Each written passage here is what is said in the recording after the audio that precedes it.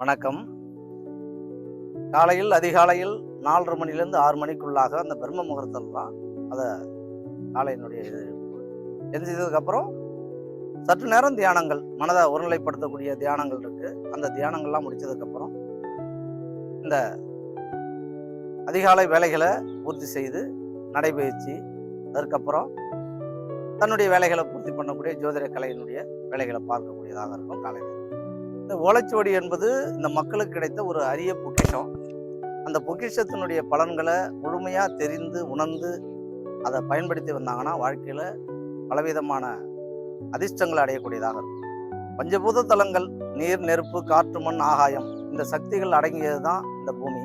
அந்த பூமியை உள்ளடக்கக்கூடியதாக இருக்கக்கூடிய இந்த ஆகாய தலமாக இருக்கக்கூடியது சிதம்பரம். இந்த சிதம்பரத்தில் இருக்கக்கூடிய எம்பெருமான் நடராஜ பெருமான் தான் நம்ம முழுமையாக வணங்கக்கூடிய கடவுளாக இருக்காங்க.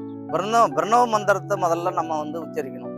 அந்த ஓம் என்ற பிரணவ மந்திரத்தை உச்சரித்து அதற்கப்புறம் நம்ம கடைபிடிக்கக்கூடிய அந்த 5 எழுத்துக்குரிய நமச்சிவாயம், நம சிவாய நமக அப்படின்னு சொல்லக்கூடியது அந்த அந்த பஞ்சபூதங்களை அடைக்கக்கூடிய மந்திரம் தான் இந்த நமச்சிவாய மந்திரம். அதுதான் உங்களுக்கு பலன்களை தரக்கூடியதாக இருக்கும்.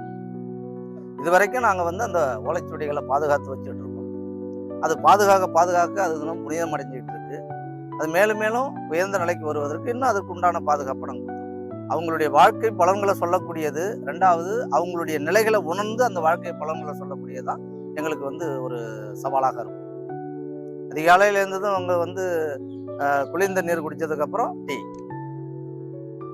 தமிழ் மொழி என்பது நமக்கு குடும்பத்தோடு பார்க்கக்கூடிய படங்கள் அனைத்துமே நமக்கு பிடித்த படம் தான். உழைப்பு, அதான் கடமை, கண்ணியம், கட்டுப்பாடு, தன்னுடைய முயற்சி திருவினையாக்கும், அவன் அருளாலே அவன்தாள் வாங்கி நம்ம எல்லாமே நம்ம சொல்றோம். என் கடன் பணி செய்து கிடப்பது. ஒவ்வொருத்தவங்களுக்கும் நம்ம பலன்களை எடுத்து சொன்னதுக்கு அப்புறம் அந்த பலன்கள் மூலமாக அவங்க வந்த நபர் அவங்க எந்த மாதிரி ஒரு சூழ்நிலையில இருக்காங்க, அவங்களுடைய நிலைகள்லேருந்து மாறி இருக்காங்களா அப்படின்ற மனதுக்குள்ளாகவே உணர்ந்து மேற்கொண்டு அவங்களுக்கு ஏதாவது அந்த நிலைகள் மாறுவதற்குண்டான வழிமுறைகள் இருக்கா அப்படின்னு சொல்லக்கூடிய நிலையை உணரக்கூடியதுதான் மனப்பக்குவம். அந்த பக்குவத்தின் மூலமாக மற்றவங்களுடைய அந்த தடைகளை நிவர்த்தி பண்ணக்கூடிய ஆற்றல் எங்களுக்கு கிடைக்குது அந்த பலன்கள் சொன்னதுக்கு அப்புறம். இது நம்ம தமிழ் மொழி தெரிந்தவங்க மட்டுமல்லாமல் உலகத்துல எந்த திசையில இருந்தாலும் அவங்களுக்கெல்லாம் அந்த ஓலைச்சுவடியில பலன்கள் இருக்கு. அவங்க அந்த பலன்களை பார்க்க தான் அதுல அவங்களுக்கு இருக்கா அப்படின்ற ஒரு ஆச்சரியமான ஒரு நிலைகள் இருக்கும். அதே நேரத்துல ஒரு பண்டல், அந்த பண்டலை நம்ம எடுத்து ஒரு சுவடி, அந்த சுவடியில பார்த்தீங்கன்னா ஒருத்தருடைய பலன்கள் மட்டும் இருக்காது. அதுல பல பேருடைய விவரங்கள் அதுல வரும். அந்த விவரங்கள் இவங்களுக்கு உண்டான விவரங்களை மட்டும் அவங்களுக்கு எடுத்துக்கணும். அந்த விவரங்களை எடுத்து அதுக்கப்புறம் இவங்களுடைய எதிர்காலங்கள் என்னன்றது தான் அந்த சித்தர்கள் எழுதி வச்சிருக்காங்க.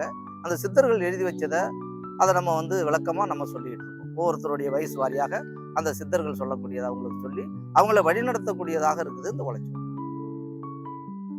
நன்றி, வணக்கம்.